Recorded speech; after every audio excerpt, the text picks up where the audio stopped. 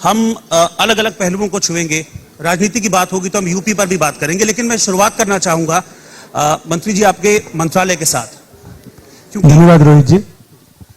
एक प्रण लिया है मोदी सरकार ने, मोदी सरकार के, कि मुझे हर घर जल पहुंचाना है, और हम देख रहे हैं कि पिछले काफी वक्त से लगातार आपका मंत्रालय इस दिशा में काम कर रहा है। तो ये जो आपने प्रण लिया है ये कब तक पूरा हो पाएगा और कहां तक पहुंचा अभी, किस स्टेज में? धन्यवाद रोहित जी। माननीय प्रधानमंत्री जी ने 15 अगस्त 2019 को दोबारा जब प्रधानमंत्री पद की शपथ लेने के बाद पहली बार लाल किले के प्राचीर से बोलते हुए यह संकल्प देश के सामने व्यक्त किया था कि सामान्य मानवी के जीवन में परिवर्तन लाने के लिए जो पिछले 5 साल में हमें योजनाएं प्रारंभ की और सफलता के साथ में पूरी की, उसी के अनुक्रम में महिलाओं को पीने का पानी घर से बाहर से लेकर के आने के अभिशाप से मुक्ति दिलाने के लिए हम 2024 तक के अंत तक हर घर का तक पीने का पानी पहुंचाएंगे। उस भाषण में भी, उस आइकॉनिक स्पीच में भी उन्होंने मेंशन किया था, मैं एक बार फिर आपके दर्शकों के लिए बताना चाहता हूं, देश में 19 करोड़ से ज्यादा ग्रामीण आवास हैं। 2019 में जिस दिन माननीय प्रधानमंत्री जी ने घोषणा की थी,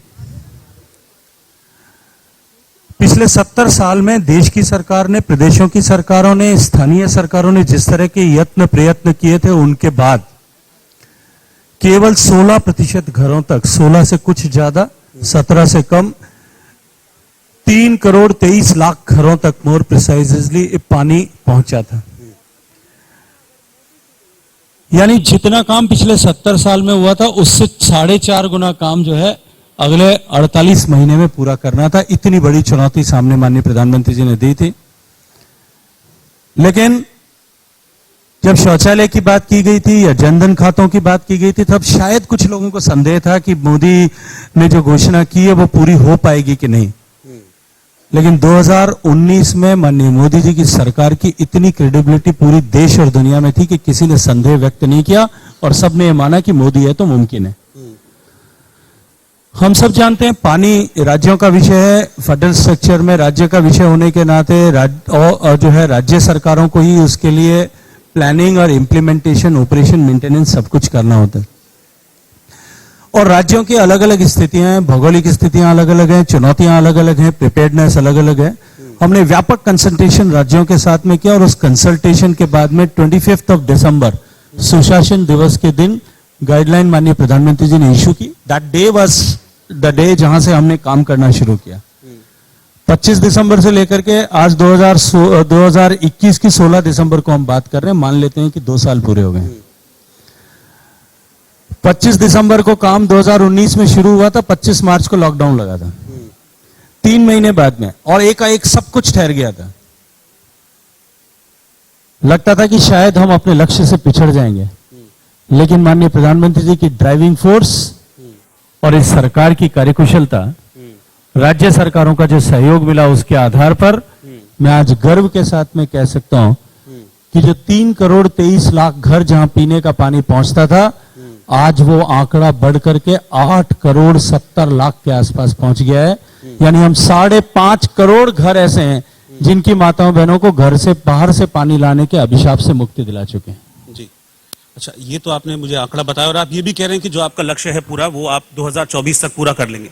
लेकिन एक और लक्ष्य था आपका, एक और प्रण है कि गंगा को अविरल करने का। पहले हम सोचते भी नहीं थे कि हाँ, हम देखते थे कि कितना जो गंगा का जल है वो कितना खराब हो चुका है, लेकिन धीरे धीरे आप उस दिशा में भी आगे बढ़ रहे हैं। तो ये अविरल गंगा जो प्रोजेक्ट है आपका, ये अभी किस स्टेज में है और गंगा को लेकर कब ऐसा होगा कि गंगा के जल का आचमन आप हर जगह कर पाएंगे?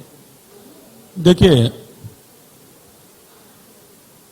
गंगा अविरल है, अविरल बनी रहे और अक्षुण्ण बनी रहे। हम सब करोड़ों करोड़ भारतीयों का, सबके मन की उत्कंठा है, इच्छा है। लेकिन जिस तरह से गंगा अनादिकाल से आने वाले जो है सैकड़ों सैकड़ों हजारों साल तक हमेशा शाश्वत रहने वाली, इसलिए उसकी अविरलता और उसकी निर्मलता का प्रश्न भी हमेशा उसके साथ जुड़ा रहेगा। बिल्कुल। क्योंकि हमको ये स्वीकार करना पड़ेगा, आबादी बढ़ रही है, आबादी के साथ साथ में शहर बढ़ रहे हैं, शहरों के कारण से नदियों पर, जल संसाधनों पर दबाव बढ़ रहा है। लेकिन पिछले 50-100 साल में जो नुकसान हुआ था उस गैप को हम भर सकें, इस लक्ष्य को लेकर के माननीय प्रधानमंत्री जी ने नमामि गंगे मिशन मोड में हम काम करें ये प्रारंभ किया था। इससे पहले भी पिछले 30 साल का तो हम देख सकते हैं, जब गंगा एक्शन प्लान पहला आया था 1985 में, तब से लेकर के जी 35 साल से लगातार इस पर एफर्ट्स चल रहे थे। लेकिन पीस मील में काम होता था, टुकड़ों में काम होता था, अलग अलग जगह काम होता था। माननीय प्रधानमंत्री जी ने हॉलिस्टिक प्लानिंग के साथ में एक मिशन मोड में हम इसको पूरा करेंगे, इस लक्ष्य के साथ में इस यात्रा को प्रारंभ किया। और मैं आज गर्व से कह सकता हूं कि गंगा के बारे में पहले, जैसा आपने भी अभी कहा कि पहले चर्चा ये होती थी कि गंगा अशुद्ध है, गंगा में अशुद्धियां मिल रही है, गंगा में सूवेज मिल रहा है। आज जो है वो लोग इस बात की चर्चा करते हैं, नरेटिव बदल गया है कि गंगा शुद्ध हुई है, गंगा के पानी में बदलाव आया, और इसका साक्षी और प्रमाण केवल मैं नहीं, क्योंकि केवल मैं दूंगा उससे नहीं होगा। कुंभ के समय में, पिछले कुंभ के समय में, और उससे अभी हाल ही में संपन्न हुए कुंभ, और उससे पिछले प्रयागराज के कुंभ के समय 122 देशों के 22 करोड़ लोगों ने उसका साक्षी होकर के उसका प्रमाण प्रस्तुत किया है। गंगा की निर्मलता के साथ साथ में उसकी अविरलता भी अक्षुण्ण बनी रहे। हमने एक नोटिफिकेशन के माध्यम से उसको भी इंश्योर किया है, और साथ साथ में अब माइक्रो इरिगेशन के कवरेज को बढ़ा करके हम नदी के हिस्से का पानी नदी में ज्यादा से ज्यादा कैसे बचा सकें। सुवेज, ट्रीटेड सुवेज वाटर को, ट्रीटेड इंडस्ट्रियल एफ्लुएंट को एग्रीकल्चर में इरिगेशन के लिए रिप्लेस करके और पानी के जो नदी के हिस्से में पानी को बचा सकें, इसके ऊपर तेज गति से काम कर रहे हैं। मैं विश्वास के साथ में एक बात आज आपको कह सकता हूं जी, गंगोत्री से लेकर के ऋषिकेश तक आप बेशक चाहिए आचमन करिए, आपको कहीं कोई किसी तरह का संकट नहीं होगा।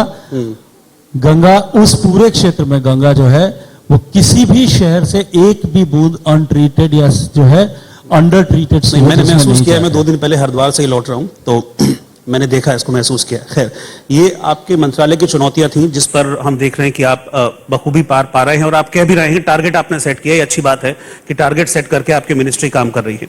लेकिन चुनौतियों का एक फ्रंट और है। वो चुनौतियों का फ्रंट होता है पंजाब से शुरू, क्योंकि आप पंजाब के प्रभारी हैं, और पंजाब में इस वक्त कैप्टन जो है वो एक तरह से हॉटकेक बने हुए हैं। अभी कैप्टन साहब ने कांग्रेस छोड़ दी है, इस तरह की चर्चाएं हैं कि वो आपके साथ गठबंधन करने वाले हैं, और शायद अंदर खाने इस तरह की भी चर्चाएं कि सीट शेयरिंग हो चुकी है। तो कब तक सब कुछ फाइनलाइज हो जाएगा? देखिए, मुझे लगता है कि ये भविष्यवाणी करने का अभी समय नहीं आया कि सब कुछ कब फाइनलाइज हो जाएगा। लेकिन कैप्टन साहब भी ये बात कह चुके हैं, और भारतीय जनता पार्टी के राष्ट्रीय अध्यक्ष भी ये बात कह चुके हैं, हमारे माननीय गृह मंत्री जी भी ये बात कह चुके हैं कि हम साथ मिलकर के चुनाव लड़ेंगे। इसलिए मुझे लगता है कि अब कोई संदेह नहीं है। जहां तक सीटों के बंटवारे का प्रश्न है, वो एक व्यवस्था विषय का विषय मात्र है। मूल विषय यह है कि हम लोग मिलकर के भारतीय जनता पार्टी की सरकार, राष्ट्रवादी विचार की सरकार पंजाब में बनाने के लिए हम मिलजुल करके, हम साथ मिलकर के काम करेंगे। ठीक है, लेकिन एक चीज है कि कैप्टन साहब जब जब कांग्रेस से लड़े ठीक ठाक उनका रिजल्ट रहा, लेकिन कैप्टन जब भी कांग्रेस से अलग होकर लड़े हैं उनको हार का ही सामना करना पड़ा है। तो आपको लगता है कि इस बार वो कांग्रेस से अलग होकर आपके साथ लड़ रहे हैं, तो आपके लिए कुछ प्रॉफिटेबल साबित होंगे पंजाब में? आवश्यक तो नहीं है कि इतिहास हमेशा उन्हीं पन्नों पर लिखा जाए। नए पन्ने इतिहास में और नई जो है पंक्तियां इतिहास में दर्ज होंगी, इतना मैं विश्वास के साथ में कह सकता हूं। जी, अच्छा, मैं ये आपसे जानना चाह रहा हूं कि पंजाब में आपके ऊपर जिम्मेदारी बहुत बड़ी है। अभी तक बीजेपी एक छोटे भाई की भूमिका में रही थी पंजाब में, अकाली दल बड़े भाई की भूमिका में था, लेकिन अब जो आप चुनाव में उतरने जा रहे हैं उसमें बीजेपी ऑब्वियसली मुझे लगता है कि एक बड़े भाई की भूमिका में रहेगी। तो सवाल यह है कि 7 से लेकर ये 60 तक का सफर आप कैसे तय करेंगे? क्योंकि भारतीय जनता पार्टी बेशक 23 विधानसभाओं में चुनाव लड़ती थी और हम छोटे भाई की भूमिका में थे, लेकिन इसका ये अभिप्रेत कतई नहीं लगाना चाहिए कि भारतीय जनता पार्टी की गतिविधियां, उसके संगठन का व्याप, विस्तार और काम जो है वो उन 23 विधानसभाओं तक ही सीमित था। भारतीय जनता पार्टी केवल चुनाव लड़ने वाली या चुनाव के समय में सक्रिय होने वाले कार्यकर्ताओं की पार्टी नहीं है। भारतीय जनता पार्टी का कार्यकर्ता, भारतीय जनता पार्टी का नेतृत्व वर्ष पर्यंत 5 साल हमेशा हमेशा लोगों के बीच में रह करके सामाजिक सरोकार से जुड़े हुए विषयों पर और लोगों के जीवन में परिवर्तन लाने वाले कामों के साथ में लोगों के साथ में जुड़ा रहता है। मैं एक उदाहरण देना चाहता हूं। जब कोविड की आपदा आई, भारत की नहीं दुनिया की बात कर रहा हूं, पूरी दुनिया की पॉलिटिकल पार्टियां जो है वो हाइबरनेशन में चली गई थी, सुसुप्तावस्था में थी।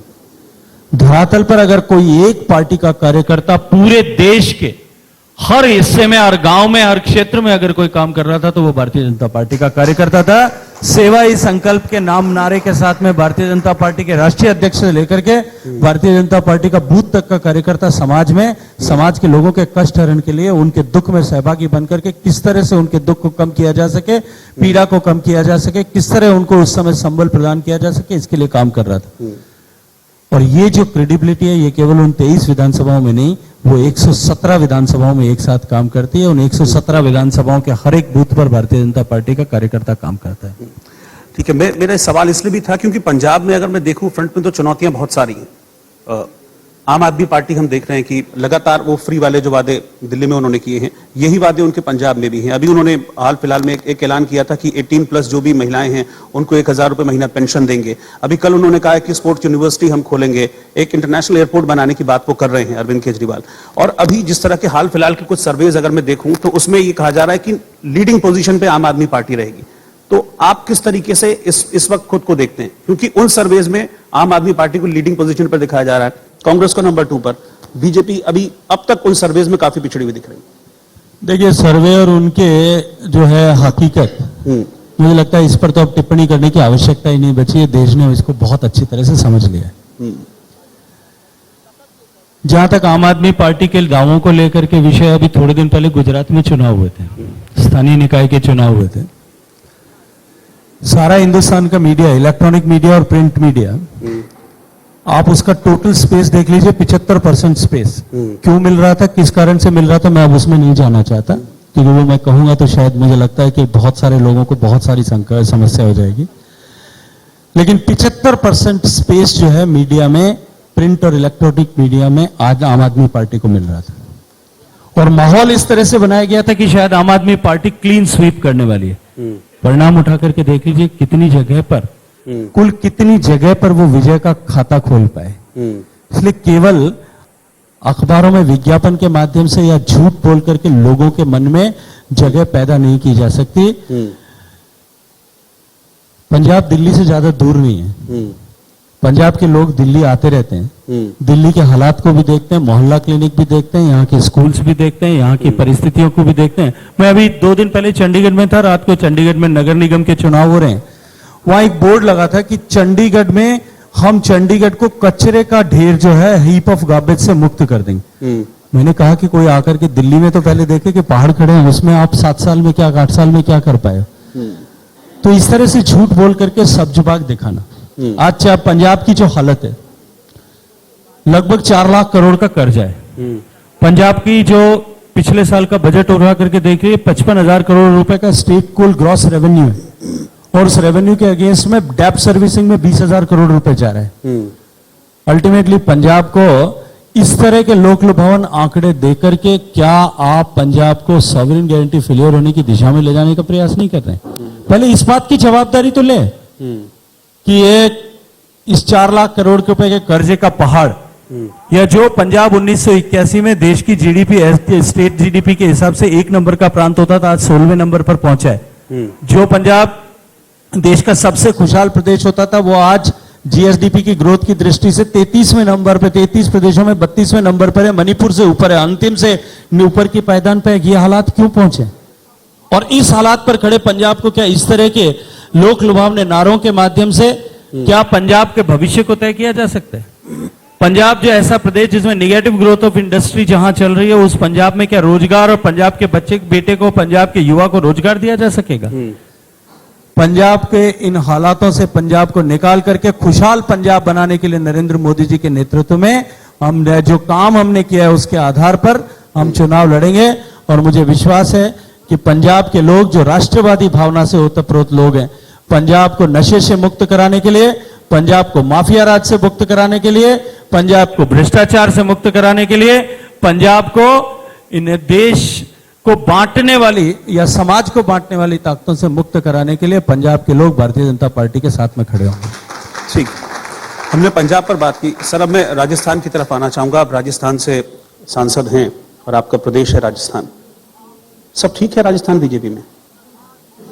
निश्चित रूप से अभी 15 दिन पहले माननीय गृह मंत्री जी गए थे हमने एक जनप्रतिनिधि सम्मेलन किया था। 10,000 लोगों की साक्षी में जनप्रतिनिधि जो है हम सब लोगों ने साथ बैठ करके एक स्वर से यह तय किया और माननीय गृह मंत्री जी ने उस मंच से ऐलान किया था कि हम नरेंद्र मोदी जी के नेतृत्व में, नरेंद्र मोदी जी के चेहरे पर चुनाव में जाएंगे और ये जो कुशासन और कुराज राजस्थान का है, वसुंधरा जी का चेहरा उखाड़ करके 2023 में फेंक देंगे। वसुंधरा जी का चेहरा गृह मंत्री जी के उस बयान के बाद में शायद ये विषय, मुझे लगता है कि इस पर पूर्ण विराम लग जाना चाहिए था। अभी भी ये विषय आप लोग क्यों उठा रहे हैं, इसका कोई कारण मुझे नजर नहीं आता। नहीं तो क्या वसुंधरा जी की कुछ नाराजगी है? क्योंकि इस तरह की बातें निकलकर सामने आती है कि एक पैरेलल बीजेपी वसुंधरा राजे राजस्थान में चला रही हैं। अलग अलग धड़े बने हुए हैं। जो प्रदेश अध्यक्ष हैं सतीश पुनिया और वसुंधरा राजे, उनके बीच में नहीं बनती है। उन्हीं का पैचअप भी करवाने की कोशिश की थी और एक मैसेज भी दिया था अमित शाह ने कि अब आपसी जो मतभेद है उसको भूल जाइए, चुनाव में काम लगता है कीजिए। कि भारतीय जनता पार्टी में इस तरह के मतभेद होने की परंपराएं नहीं है। भारतीय जनता पार्टी कार्यकर्ताओं के आधार पर, संगठन की ताकत पर चुनाव लड़ती है। वहां व्यक्ति कभी महत्वपूर्ण न था, न होता है, न होगा। हम सब कार्यकर्ता हैं, सब बराबर के कार्यकर्ता हैं, सब मिलकर के काम करेंगे। वसुंधरा जी निश्चित रूप से हमारी 2 बार मुख्यमंत्री रही, हम सब के लिए आदरणीय, हम सब की नेता हैं, प्रदेश में हम सब की नेता रही हैं। हम सब मिलकर के कांग्रेस के इस कुराज को समाप्त करने के लिए और राजस्थान के भविष्य को वापस सुनहरा बनाने के लिए हम सब मिलकर के चुनाव लड़ेंगे। मैं सिर्फ एक चीज आपसे ये जानना चाह रहा हूं कि हमने भी देखा था जो लेटेस्ट उपचुनाव हुए थे उसमें वसुंधरा जी प्रचार करने नहीं आई थी, इसलिए फिर इस तरह की चीजों को बल मिला था। इसके पीछे क्या रीजन? अब आपने कहा कि बड़ी नेता हैं और उनका ना आना, क्या यही वजह है कि बीजेपी को नुकसान कर गया? मुझे लगता है कि इन दोनों विषयों को अलग अलग देखना पड़ेगा। वसुंधरा राजे जी खुद भी इस बात को कह चुकी हैं कि मैं व्यक्तिगत कारणों से, और वो कारण हम सब जानते हैं, उनकी पुत्रवधू जिस तरह से गंभीर बीमारी से ग्रसित हैं, हॉस्पिटलाइज थी, उसके कारण से मैं नहीं आ पा रही हूं। और उसके साथ में इसको जोड़ना कि ये जो है पराजय उसके कारण से थी या नाराजगी के कारण से वो आई थी, मुझे लगता है कि ये जो है राजस्थान और भारतीय जनता पार्टी दोनों की हकीकत को नहीं समझने वाला व्यक्ति इस तरह की बात करेगा। तो राजस्थान में अभी 2023 में चुनाव होने वाले हैं राजस्थान में, तो तैयारी मुझे लगता है वहां पर भी शुरू हो गई होगी, क्योंकि कांग्रेस भी लगातार वापसी के दावे कर रही है। अभी हमने देखा था महंगाई के अगेंस्ट कांग्रेस ने एक बड़ा प्रदर्शन किया था। मुझे लगता है 2023 अभी बहुत दूर है यार, हम बहुत जल्दी इन सब विषयों पर चर्चा करने लगे हैं। अभी तो पंजाब में चुनाव है, उत्तर प्रदेश की तरफ, पंजाब की तरफ पूरे देश की दृष्टि है, गोवा की तरफ दृष्टि है, उसके बाद गुजरात आने वाला है। गुजरात के लेकर के भी आप सब मित्र, हम बाईपास क्यों कर रहे हैं? नहीं, अभी बहुत समय है, राजस्थान का समय आएगा तब राजस्थान पर भी बात करेंगे। अभी मुझे लगता है कि हम बहुत जल्दी इस विषय पर चर्चा करने लगे। ठीक है, मैं वापस एक बार पंजाब पर लेकर आ रहा हूं, क्योंकि ये जो किसान आंदोलन हुआ इसमें हमने देखा कि सबसे ज्यादा जो किसान थे वो पंजाब के थे। बहुत ज्यादा किसान संगठन थे, चाहे वो सिंघू बॉर्डर पर रहे हो या फिर टिकरी बॉर्डर पर रहे हो। अब ठीक है, किसान आंदोलन खत्म हो गया है। किसान आंदोलन खत्म होने के बाद क्या आपको लगता है कि पंजाब में इसका किसी तरह का कोई नुकसान नहीं होगा, कुछ फायदा मिलेगा आपको? आप उम्मीद करते हैं इस तरह की? ये मुझे लगता है कि भविष्य के गर्भ में है, और भारत का मतदाता अब इतना परिपक्व है कि आप सीधे से उसके जो है उसके मन में क्या है इसका आकलन ऐसे हम नहीं कर पाएंगे। लेकिन कृषि क्षेत्र के पुनरुद्धार के लिए जिस तरह से माननीय प्रधानमंत्री जी ने काम किया, किसान आंदोलन पर आए, किसान आंदोलन पर बैठे, क्यों बैठे, किस कारण से बैठे और वापस उठ करके गए, अब ये बात मुझे लगता है कि इतिहास हो गया, इसलिए इसको कुरेदने की आवश्यकता नहीं है। लेकिन प्रश्न जो सामने था और है वो है कि कृषि क्षेत्र में के संकटों का समाधान। मुझे क्योंकि प्रत्यक्ष रूप से खेत में काम करने का भी अनुभव है, किसानों के साथ में भी और किसान आंदोलनों के साथ में काम करने का भी अनुभव है। जब कभी भी इस देश में किसान, कृषि, खेत, इन सब की बात की गई, तब एक नाम जो है वो कॉमन रूप से एक विषय जिसका उल्लेख अवश्य किया गया था, वो था डॉक्टर स्वामीनाथन की आयोग की रिपोर्ट। रिपोर्ट डॉक्टर स्वामीनाथन साहब की आयोग की रिपोर्ट को जो है उसको आप उठा करके पढ़िए, उसके सारे वॉल्यूम्स को। मुझे लगता है शायद बहुत सारे लोग जो कृषि क्षेत्र में काम करते हैं या किसानों के आंदोलन करते हैं, उन्होंने शायद उस रिपोर्ट को गंभीरता के साथ में नहीं पढ़ा होगा। उसमें जो रिकमेंडेशंस हैं वो केवल एक एमएसपी नहीं है, सिर्फ एमएसपी को जोड़ करके उसको देखा जाता है। राइट फ्रॉम लैंड रिफॉर्म से लेकर के और मार्केट रिफॉर्म्स तक पूरी एक सीरीज है, जिसमें लैंड रिफॉर्म होना चाहिए, एग्रीकल्चर इंश्योरेंस का रोबस्ट स्ट्रक्चर आना चाहिए, फर्टिलाइजर्स एंड सीड्स की नई वैरायटी और फर्टिलाइजर्स की अनइंटरप्टेड सप्लाई होना चाहिए, एग्रीकल्चर में इन्वेस्टमेंट बढ़ना चाहिए, एग्रीकल्चर मेन स्ट्रीम एग्रीकल्चर से हटा करके एग्रीकल्चर के दूसरे सब्सिडरी वर्टिकल्स जो हैं उनके ऊपर काम होना चाहिए, चाहे मधुमक्खी पालन हो, चाहे पशुपालन हो, डेयरी हो, पेड़ लगाना हो, इन सब के ऊपर काम होना चाहिए, मछली पालन के ऊपर काम होना चाहिए, पोस्ट हार्वेस्ट मैनेजमेंट पर काम होना चाहिए, एग्रीकल्चर में किसान को जो है वो क्रेडिट फैसिलिटी मिलनी चाहिए, प्रोक्योरमेंट के समय में एमएसपी लागत का 1.5 गुना होना चाहिए, और उसके बाद में मार्केट रिफॉर्म्स आने चाहिए। इन सारे विषयों को उन्होंने छुआ है, और ये मैं नहीं कहता मित्र, कि डॉक्टर स्वामीनाथन साहब ने खुद ने आर्टिकल लिख करके अखबार में लिखा और कहा कि इन सारे विषयों पर अगर किसी एक सरकार ने नीति बना करके निर्णय किए और आगे काम किया, वो नरेंद्र मोदी जी की सरकार है। कृषि क्षेत्र की तरफ देखने का नजरिया बदला।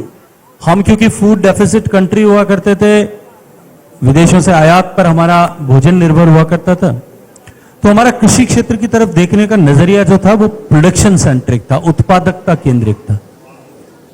माननीय नरेंद्र मोदी जी ने उस नजरिए को बदला, पैराडिम शिफ्ट था कि एग्रीकल्चर सेक्टर को देखने की तरफ, और वो बदलाव क्या था कि हम अब उत्पाद केंद्रित या प्रोडक्शन सेंट्रिक अप्रोच के बजाय अब हम प्रॉफिट सेंट्रिक अप्रोच, किसान को लाभ किस तरह से जब बढ़े इस दृष्टि से काम करेंगे। और तब ये निर्णय किया गया और नारा दिया गया कि हम किसान की आमदनी को दुगना करेंगे, सिंचाई के संसाधन बढ़ाएंगे, और ये जो विषय जो मैंने स्वामीनाथन साहब की रिपोर्ट को लेकर के उल्लेख किया, उन सब विषयों पर काम करते हुए हमने किसान की आमदनी को बढ़ाने की दिशा में उल्लेखनीय कदम आगे बढ़ाए।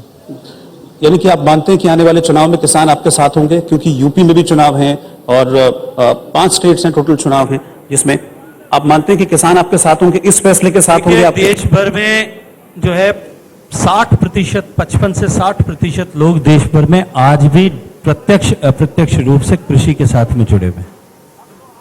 2014 और 2019 के चुनाव के बाद में कि किसान भारतीय जनता पार्टी के साथ हैं कि नहीं है, 2014 में लोग संदेह करते थे, लेकिन 2009 में विश्वास हो गया देश को, और उसके बाद में जितने चुनाव देश भर में हुए हैं सबको विश्वास हो गया है कि देश का अन्नदाता माननीय नरेंद्र मोदी जी के साथ में खड़ा है। अच्छा, यूपी में चुनाव है, क्योंकि देखिए यूपी में चुनाव होता है तो इस तरह से माहौल बनता है, क्योंकि कहते हैं ना कि जो सेंटर का रास्ता है वो उत्तर प्रदेश से जाता है। यूपी में हम देख भी रहे हैं, राम मंदिर की बात होती थी, अब पिछले कुछ दिनों से मथुरा की बात होने लगी है। पहले केशव प्रसाद मौर्य जी ने मथुरा को लेकर स्टेटमेंट दिया, अभी कल संजीव बालियान जी ने स्टेटमेंट दिया। तो क्या फिर वही सत्ता का रास्ता यूपी में आपको लग रहा है कि मंदिर की बात करके जाएगा? क्योंकि मुझे लगता है कि इन सारे विषयों को राजनीति के साथ में जोड़ने की हमारी लगभग आदत से बन चुकी है। पहले राम मंदिर को लेकर के, तो अभी तो मुझे लगता है कि पूरा देश और पूरा विश्व जो है वो काशी में जो परिवर्तन माननीय नरेंद्र मोदी जी ने किया और उसकी मैग्नेमिटी जो लोगों ने देखी है, अभी पूरा देश उससे अभिभूत है। अभी मुझे लगता है कि हम शिव के दरबार में जो कुछ हुआ है उसकी चर्चा करें, उसके बारे में बात करें। ये विषय दीर्घकालिक विषय, इन विषयों पर तो शायद मुझे लगता है भाई कई सालों से चर्चा हुई और आगे भी चर्चाएं होती रहेंगी। चलिए, गजेंद्र सिंह शेखावत जी, आपने हमें वक्त दिया और हर सवाल का बेबाकी से जवाब दिया। बहुत बहुत शुक्रिया आपका। और जो आपने मिशन चलाया हुआ है कि हर घर जल आप पहुंचाएं, हम उम्मीद करते हैं कि बहुत जल्दी आप उस मिशन में सफल हों और हिंदुस्तान के हर घर में जो जल है, जो साफ जल है, वो पहुंचे। बहुत बहुत शुक्रिया sir, thank you very much.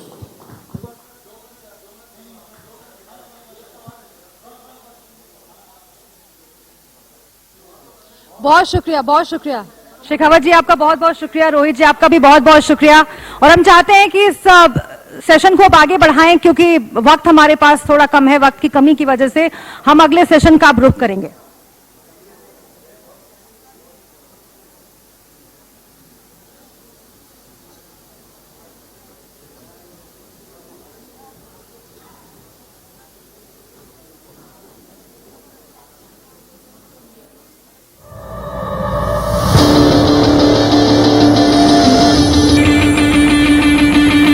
12 news channels, telecasting in 7 languages, 56 crore daily reach, 1,500 journalists, newspapers, 5 million YouTube subscribers, 1 million Facebook followers, major news websites, India's most credible journalist, home of India's biggest news campaign, and India's biggest conclave audience. This is India's fastest growing media house. This is the ITV network. Trust and leadership, credibility and clarity. These have been the hallmarks of the ITV network since its inception. His career is great. I think she is a good. They are embodied in our 2 national news channels. India News is one of India's leading 24-hour Hindi language news channels with a legacy of high-impact news reportage. India News runs regional news channels in Hindi in UP, Uttarakhand, Haryana, Rajasthan.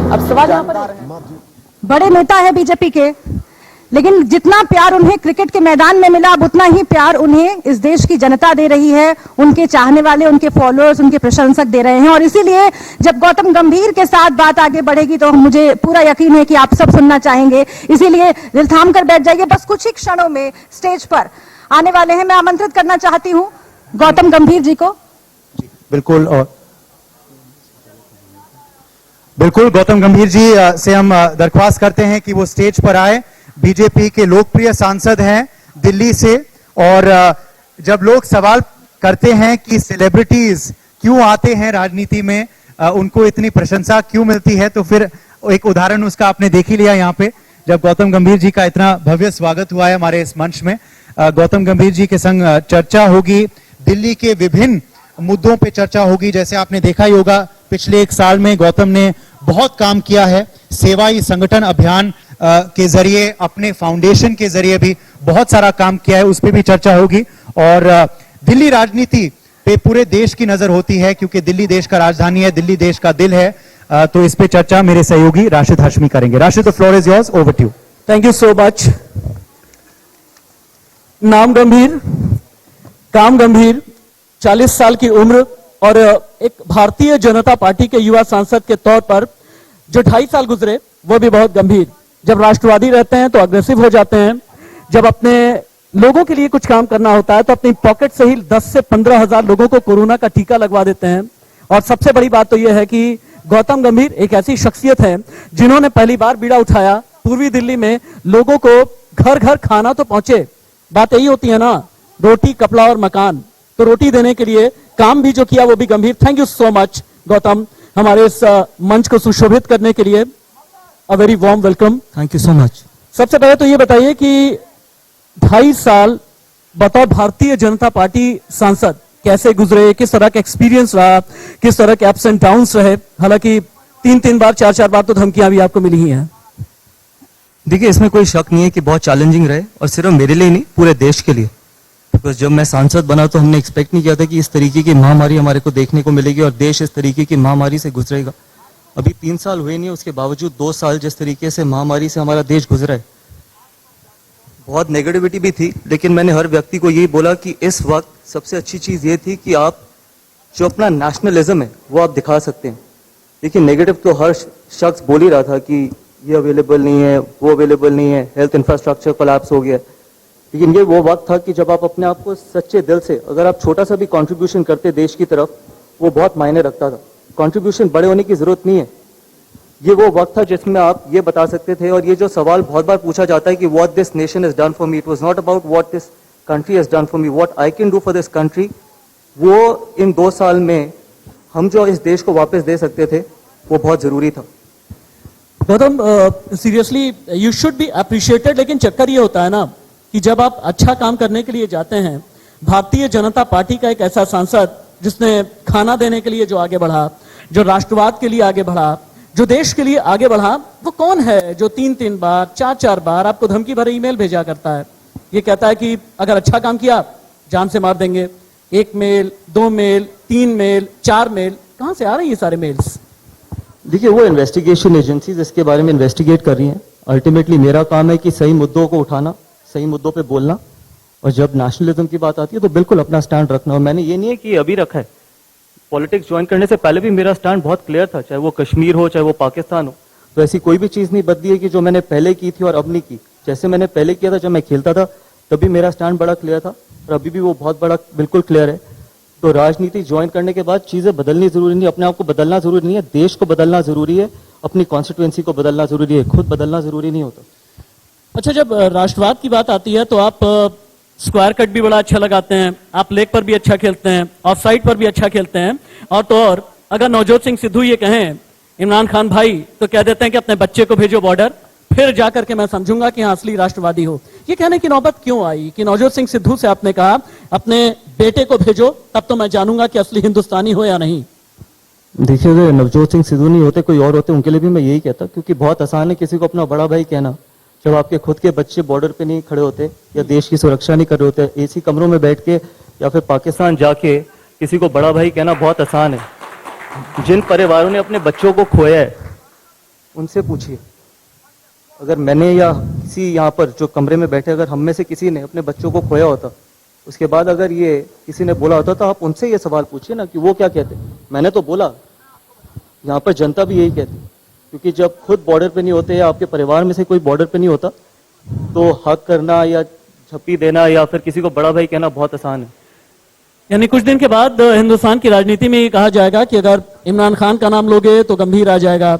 अगर Not at all. अगर नहीं, अगर मैं देखिए सच्चाई ये है कि ऐसा कुछ नहीं है कि मेरे को कोई इमरान खान से बहुत पर्सनल दुश्मनी है, कभी भी नहीं। वो बहुत पहले मुझसे खेले थे। सच्चाई ये है कि हम सबका फर्ज बनता है कि अपनी सेना को, जो बच्चे जो वहां पर जवान इस देश की सुरक्षा कर रहे हैं, उसकी सुरक्षा हमारी जिम्मेदारी है। अगर कोई भी कंट्री इस तरीके से अटैक करती है, इतने पिछले सालों से अटैक करती आ रही है, तो हमारा फर्ज बनता है अपने जवानों के साथ खड़ा होना, उनकी सुरक्षा करना। और अगर हमारे ही देश का कोई व्यक्ति वहां पर जाके इस तरीके के बयान देता है तो फिर मुझे पूरा विश्वास है, सिर्फ मैं ही नहीं, आई थिंक इस कमरे में जितने भी लोग बैठे हैं वो सब मेरे साथ मेरा समर्थन करेंगे। यानी हम ये माने कि गौतम गंभीर जो है अपनी राजनीति में अटैकिंग मुद्रा में ही रहेंगे। नवजोत सिंह सिद्धू पर अटैक किया, अरविंद केजरीवाल की बात आई तो कहा कि ये तो हाफ रॉबिनहुड हैं। जब अयोध्या गए अरविंद केजरीवाल तो ये कहा ये विचारों की बात नहीं है, ये तो सियासत की बात है, ये तो हिपोक्रेट हैं। इसका मतलब यह है कि राजनीति में जितनी भी आपकी बल्लेबाजी रहेगी ये अग्रेसिव रहेगी, अटैकिंग रहेगी, फ्रंट फुट पर रहेगी, और अगर गलती से किसी ने भी हाफ वॉली डाला तो निकल करके आप सीधे लगा ही देंगे। देखिए आपने तो क्रिकेट टर्मिनोलॉजी बोल ही दी है, लेकिन अटैकिंग इसलिए क्योंकि कुछ छुपाने को नहीं है। हिपोक्रेट नहीं है आप। अटैकिंग इसलिए क्योंकि बिल्कुल ब्लैक एंड व्हाइट है मेरी जिंदगी, और उसी तरीके से मैं जीता भी हूँ। जिनके पास छुपाने को होता है वो डिफेंसिव होते हैं, जिनके पास छुपाने को कुछ नहीं होता हमेशा अटैकिंग ही होते हैं। सच्ची राजनीति करिए, सच्चाई की राजनीति करिए, सच्ची नीयत से राजनीति करिए, उतना ही प्रेज मिलेगा भी। मैंने प्रेज भी की है जहां पर लोगों ने अच्छा काम किया। ऐसा नहीं है कि मैं सिर्फ नेगेटिव तरीके की राजनीति करना चाहता हूँ। अगर आप अच्छा काम करेंगे तो जरूर आपको प्रेज भी ऑपोजिशन से मिलेगा और मुझसे मिलेगा। अल्टीमेटली फर्ज ये नहीं है या मुद्दा ये नहीं है कि कौन सरकार में है, चाहे वो बीजेपी हो, चाहे वो आम आदमी पार्टी हो, चाहे वो कांग्रेस हो। सच्चाई ये है कि दिल्ली की जनता को सुविधा मिलनी चाहिए, दिल्ली बेहतर होनी चाहिए। जो भी दिल्ली को बेहतर कर सकेगा, चाहे वो बीजेपी हो या आम आदमी पार्टी हो, अगर आम आदमी पार्टी अच्छा कर पाती तो हमारी तरफ से प्रेज मिलता है। लेकिन पिछले 7 साल में जो हुआ है वो दिल्ली की पूरी जनता ने देखा है। कितने स्कूल, कितने कॉलेजेस, कितने हॉस्पिटल, कितनी जन रसोई कितनी खुली हैं। आप बताइए 2015 का मैनिफेस्टो में ये बोला गया था कि हम 500 नए स्कूल खोलेंगे। कितने स्कूल खोले? 1। हम 20 नए गवर्नमेंट कॉलेजेस खोलेंगे। कितने खुले? 0। लेकिन हाफ रॉबिनहुड, एक सेकेंड, ये बहुत इंपॉर्टेंट है। कितनी जन रसोई खोलनी थी? 100। कितनी खुली? 0। कितना इंफ्रास्ट्रक्चर, कितने फ्लाईओवर्स खुले? 1। कितना इंफ्रास्ट्रक्चर पे पैसा खर्च किया? कुछ भी नहीं। और कितना एडवर्टाइजमेंट पे पैसा खर्च किया? 850 करोड़ हर साल। और उससे भी बड़ा सच ये है कि यहाँ पर जितने लोग बैठे हैं, या आपको भी मैं आपके माध्यम से भी कहना चाहता हूँ, सवाल लोग इसलिए नहीं करते, मीडिया इसलिए नहीं करता क्योंकि हम सब जानते हैं। सबसे बड़ा सच ये कि इतना एडवर्टाइजमेंट का जो बजट रखा गया है, जो पैसा मुफ्त में दिया जा रहा है, चाहे वो फ्री बिजली हो, फ्री पानी हो, वो एक जगह से उठा के दूसरी जगह दिया जा रहा है। ये सबको समझना बहुत जरूरी है। देश में कोई भी चीज मुफ्त में नहीं आती, कुछ भी नहीं, एक जगह से उठा के दूसरी जगह दिया जाता है, टैक्स पेयर के पैसा से वहां पर मुफ्त में दिया जाता है। ये सारा पैसा इंफ्रास्ट्रक्चर डेवलपमेंट का पैसा है, जिससे फ्री बिजली और फ्री पानी दिया जा रहा है। अगर आज हम इसके खिलाफ नहीं खड़े हुए, मैं अगेंस्ट नहीं हूं मुफ्त के, जो डिजर्व करता है, जिसको जरूरत है उसको मुफ्त दीजिए, लेकिन अगर आज हम नहीं खड़े हुए तो 10 साल बाद, आज ये आप रिकॉर्ड कर सकते हैं ऑन रिकॉर्ड, मैं आपको ये कहना चाहता हूं 10 साल बाद दिल्ली में हम रह नहीं पाएंगे, या तो हम दिल्ली छोड़ के जाने के लिए मजबूर हो जाएंगे।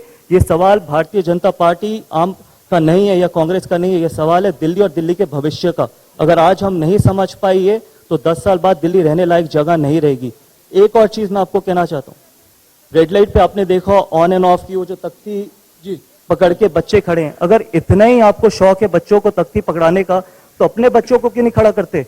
अपने बच्चों को तो एयर प्यूरिफायर में बिठाते हो, अपने बच्चों को तो एयर प्यूरिफायर में बिठाते हो, बिस्लरी का पानी पिलाते हो। वो छोटे बच्चे भी तो हमारी जिम्मेदारी है, जिनके हाथ में लैपटॉप होना चाहिए था उनके हाथ में तख्ती पकड़ा दी। तख्ती पकड़ाने के लिए परमिशन नहीं चाहिए, एयर प्यूरिफायर लगाने के लिए परमिशन चाहिए, ऑक्सीजन भिजवाने के लिए परमिशन चाहिए, ठेके खोलने के लिए परमिशन नहीं चाहिए।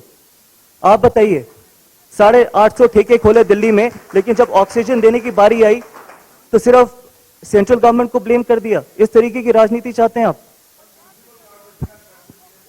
बताइए, आप सवाल पूछिए, कोई यहाँ पर कोई डर नहीं। हाँ जी, एक मिनट, हम नहीं, आप गेस्ट सेशंस में आएंगे, बिल्कुल तब आप सवाल कर सकते हैं। बिल्कुल आइए। लेकिन एक चीज है, हालांकि आप दिल्ली के मुख्यमंत्री अरविंद केजरीवाल, उनकी पार्टी, उनकी सरकार को आप घेरने की कोशिश कर रहे हैं, लेकिन 3 बार मैंडेट मिला और 2 बार तो प्रचंड बहुमत मिला है। अगर दिल्ली की जनता को बेहतरी नजर नहीं आती तो इस तरह का प्रचंड बहुमत क्यों देते हैं? सवाल नंबर 1। सवाल नंबर 2 ये कि दिल्ली के मुख्यमंत्री ये कहते हैं हमने फ्री का बिजली दिया जी, फ्री का पानी दिया जी, प्रदूषण फैलाने वाले दूसरे लोग हैं, यमुना में प्रदूषण फैलाने वाले दूसरे राज्य के लोग हैं, यूपी वाले दे देते हैं, हरियाणा वाले दे देते हैं, हम तो भुगतते हैं दूसरों की परेशानी, और यहां मुझे सवालों के घेरे में ला दिया जाता है। ये कहते हैं दिल्ली के मुख्यमंत्री, कहते हैं पूरी तरह सरकार तो हमारे हाथ में दी नहीं है, कभी एलजी के हाथ में दे देते हैं, कभी दूसरी जगह से प्रदूषण चला आता है। तो आपने सवाल पूछा, एफिडेविट में अभी हाईकोर्ट में क्या बोला कि जो स्टबल बर्निंग कितना परसेंटेज दिल्ली में पोल्यूशन करती है? 4%।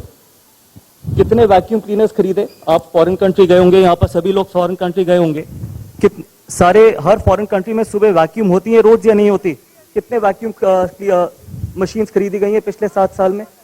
आपने फ्री पानी की बात करी, पूरी दिल्ली में, मेरी कॉन्स्टिट्यूएंसी में आप किसी भी विधानसभा में आ जाइए, वहां पर पानी पीने की हालत देखिए। जब मैं बड़ा हो रहा था तो पाइप से पानी पीता था, जिस ग्राउंड में हम पानी दिया करते थे वही पानी हम पीते थे। आज आप टैप वाटर तक नहीं पी सकते। ऐसा मुफ्त पानी चाहिए आपको? ऐसा मुफ्त पानी दो, मुफ्त में दो, लेकिन कम से कम साफ पानी तो दो। ठीक है, एक तरफ आप कहते हो कि सारी पोल्यूशन बाहर के स्टेट्स की वजह से होती है, माना बाहर के स्टेट्स की वजह से होती है। आपने 7 साल में कदम उठाए दिल्ली में पोल्यूशन कम करने के लिए, इसका जवाब कौन देगा? मुख्यमंत्री देंगे या हम देंगे? पावर जो होता है वही देता है ना, जिसकी सरकार होती है वही देता है। ठीक है, आपने फ्री बिजली दी, बिल्कुल, आपने 200 यूनिट फ्री बिजली दी, बिल्कुल हम उसका समर्थन करते हैं, लेकिन हम उसका भी समर्थन करते हैं कि जो आप फ्री में बांटते हो, लेकिन उस व्यक्ति के पास जाना चाहिए जिसको जरूरत हो। आपने इलेक्शन से पहले महिलाओं के लिए फ्री बस राइड करी, हम उसका समर्थन करते। अगर ये फ्री बस राइड बच्चों को दी जाती, अगर बच्चे स्कूल जाते, पढ़ते, देश का भविष्य बनते, देश का भविष्य बढ़ाते। आपने सिर्फ महिलाओं को इसलिए फ्री बस राइड दी क्योंकि वो आपकी वोट बैंक पॉलिटिक्स थी। बच्चों को आपने इसलिए नहीं दी क्योंकि बच्चे आपके वोट बैंक नहीं थे। अगर ये फ्री बस राइड आज वो बच्चों के लिए अनाउंस करे, मैं सबसे पहले खड़े होकर इसी मंच से बोलूंगा कि हम इसका समर्थन करते हैं, हम अरविंद केजरीवाल के साथ हैं। इसको आप वोट बैंक पॉलिटिक्स नहीं कहेंगे? जिन महिलाओं को जो 50-50 हजार रुपए कमाती हैं, उनकी सैलरी है, उनको फ्री बस राइड है। जो बच्चे स्कूल जाना चाहते हैं उनके लिए फ्री बस राइड नहीं है। ये किस तरीके की पॉलिटिक्स है, आप बताइए। खैर, ये सहूलियत की जो पॉलिटिक्स होती है, राजनेता ठीक तरीके से और बेहतर जानते हैं, लेकिन गौतम गंभीर एक ऐसे राजनेता बन गए हैं जिनका कैनवास अब दिल्ली से बढ़ करके थोड़ा सा बड़ा होने लगा है, यानी उत्तर प्रदेश की तरफ भी जाने वाले हैं। और आपकी पार्टी ने जिम्मेदारी दी है कि उत्तर प्रदेश के 3 करोड़ युवा वोटर्स हैं, जाइए उन्हें यह बताइए कि सबका साथ, सबका विकास, सबका विश्वास आखिरकार होता क्या है, उत्तर प्रदेश में जाकर के बताइए। आपने लगभग साल भर पहले ही 1 करोड़ का चंदा राम मंदिर के लिए दिया है। सबसे पहले कहां जाएंगे? क्या अयोध्या जाएंगे सबसे पहले? और इसके अलावा युवा वोटर्स के लिए भारतीय जनता पार्टी का संदेश यूपी में आप क्या देने वाले हैं? क्योंकि यूपी में अलग अलग चीजें चल रही हैं, अब्बा जान, बुआ, बबुआ, रोटी कपड़ा मकान, बिजली सड़क पानी, बात कम करते हैं लोग। इस तरह के जो क्लिशे होते हैं ना, इस तरह के जो फ्रेज होते हैं, इसे गढ़ करके सिर्फ रख देते हैं। इससे अलग गंभीर होंगे यूपी में। 39 नए मेडिकल कॉलेजेस खुले हैं यूपी में, नया इंटरनेशनल एयरपोर्ट आ रहा है यूपी में, साथ में पूरे देश में सबसे तेजी से वैक्सीनेशन, सबसे ज्यादा वैक्सीनेशन यूपी में हुई है। जिस तरीके से माइग्रेंट लेबर्स को यूपी में खाना मिला, जिस तरीके से यूपी ने अब्सॉर्ब किया उन माइग्रेंट लेबर्स को, यूपी जो देश का सबसे बड़ा स्टेट है, इतने काम सिर्फ यूपी में हुए हैं। और साथ में इतना सा स्टेट है दिल्ली, इतना सा यूपी के मुकाबले, और यहाँ पर बात करते थे कि हम माइग्रेंट लेबर्स को दिल्ली से जाने नहीं देंगे, हम उनको 2 लाख लोगों को रोज खाना खिलाएंगे। इस तरीके से माइग्रेंट लेबर्स दिल्ली छोड़ के गए। हर चीज में झूठ, हर चीज में झूठ। और आपने जब ये बात करी थी ना कि 3 बार उनको मुख्यमंत्री चुना है दिल्ली की जनता ने, नैरेटिव उन्होंने सेट नहीं किया, नैरेटिव आप लोगों ने सेट करवाया है उनसे, क्योंकि जो उनका एडवर्टाइजमेंट बजट है, ठीक है, सच्चाई ये, आप हमारे को 5 मिनट दिखाते हो, हमारी खबरों को पेपर के चौथे या 5वें पेज पे इतना सा दिखाते हो। एक देश में ऐसा मुख्यमंत्री था पैंडेमिक के टाइम, जिसकी हर दिन फ्रंट पेज पे, चाहे वो अखबार हो या फिर इंडिया टुडे हो या कोई भी चैनल हो, हर 2 मिनट में ऐड आती थी। एक नेशनलिज्म की आप बात करते हो, नेशनलिज्म हर जगह, इस कमरे में भी है, यहां पर भी है। नेशनलिज्म सिर्फ बड़े भाषण देने में नहीं है। अगर आप नेशनलिस्ट होते तो आप ये कहते कि उस वक्त पे जब महामारी चल रही थी, हम ऐड नहीं दिखाएंगे, हम ऐड नहीं चलाएंगे, यही पैसा आप हेल्थ इंफ्रास्ट्रक्चर पे खर्च करिए। पूरा दिल्ली का हेल्थ इंफ्रास्ट्रक्चर कोलैप्स हुआ, किसकी जिम्मेदारी थी? वो दिल्ली के मुख्यमंत्री की, एमपीज की नहीं। Health is a state subject. तो नेशनलिज्म की जब बात करते हैं तो पहले अपने अंदर देखना बहुत जरूरी है। हर बंदे के अंदर नेशनलिज्म होना चाहिए, चाहे वो मीडिया हो, चाहे वो एमपी हो, चाहे वो एमएलए हो या फिर नॉर्मल आदमी हो। तो नेशनलिज्म, ये देश तब आगे बढ़ेगा। लेकिन मुश्किल यह है कि दिल्ली के लिए जब अच्छा करने की आपने कोशिश की, मैं बड़ी तारीफ करूंगा। देखिए, मेरी तारीफ करने की जरूरत नहीं है। मेरी कोरोना काल में अपने पॉकेट से 10,000, 15,000 न जाने कितने लोगों के लिए आपने दवाई का इंतजाम किया, आपने बाद में फिर वैक्सीनेशन का भी इंतजाम किया, लोगों के लिए ऑक्सीजन का इंतजाम आप उस वक्त में कराते रहे। अप्रैल मई के आसपास का वक्त है। चूंकि मैं खुद भी पीड़ित था, जब खबरें देखता था तो मुझे खुद भी ये लगता था कि नहीं, अच्छा बेहतर काम है। लेकिन गौतम, ऐसा क्या था कि ये आपके खिलाफ एक तथाकथित षड्यंत्र सा ये हुआ कि आपने दवा की जमाखोरी कर ली, अच्छा करने जाओ दवा की जमाखोरी कर ली? क्या इसके पीछे भी कोई पॉलिटिकल कॉन्स्पिरेसी थी? देखिए, मैं वो चीज का जवाब दे नहीं सकता जिसमें मैं 100% श्योर ना हूं। वो पॉलिटिकल कॉन्स्पिरेसी थी या नहीं थी, मैं यहाँ पर कोई पॉलिटिकल माध्यम से सिर्फ ब्लेम गेम खेलना नहीं चाहता। मैं थक चुका हूँ पिछले 3 साल से, मैं तो सिर्फ 3 साल ही राजनीति में हुए हैं, मुझे थक चुका हूँ ये ब्लेम गेम करते करते और सुन सुन के। मेरा फर्ज था उस वक्त पे लोगों की सेवा करना। और मुझसे अगर आप ये सवाल फिर से पूछेंगे कि क्या मैं आज फिर से वो करूंगा, तो मैं आज फिर से वो करूंगा। मुझे कोई फर्क नहीं पड़ता कि कोर्ट क्या कहती है, लोग क्या कहते हैं मेरे बारे में। अगर मैं एक भी व्यक्ति की जिंदगी बचा पाया तो वो बिल्कुल मेरे लिए सबसे बड़ी अचीवमेंट थी। सच्चाई ये है कि ना तो मैं होर्डर हूं, ना मैं ब्लैक मार्केटर हूं। हमने अपनी जेब से दवाई खरीदी, लोगों को जो अफोर्ड नहीं कर सकते थे उनको हमने मुफ्त में बांटी।